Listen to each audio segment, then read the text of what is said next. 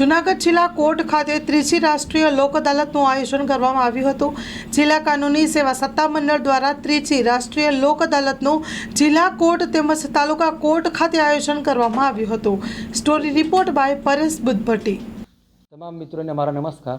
હું HR Parmar, secretary જિલ્લા કાનૂની સેવા સત્તામંડળ જૂનાગઢ આપનું હાર્દિક સ્વાગત કરું છું।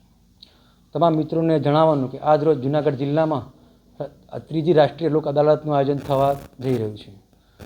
અમારા ચેરમેન શ્રી બીજી દેવે સાહેબના માર્ગદર્શન તથા સૂચન હેઠળ આજ રોજ જૂનાગઢ જિલ્લાની અંદર લોક અદાલતનું આયોજન કરવામાં આવેલ છે અને સદર લોક અદાલતમાં સમાધાનપાત્ર કેસો જેવા કે દીવાની પ્રકારના કેસો, ચેક રિટર્નના કેસો, લેણાના કેસો, અકસ્માત વળતરના કેસો, જીઈબીના કેસો, લગ્નની તકરાર અંગેના કેસો મૂકવામાં આવેલ છે।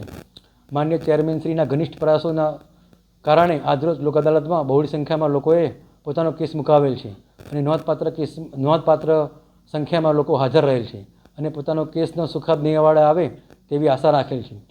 આજની લોક અદાલતમાં વકીલશ્રીઓ તથા પક્ષકારોના સહયોગથી મોટી સંખ્યામાં કેસોનો નિકાલ આવે તેવી હું આશા રાખું છું।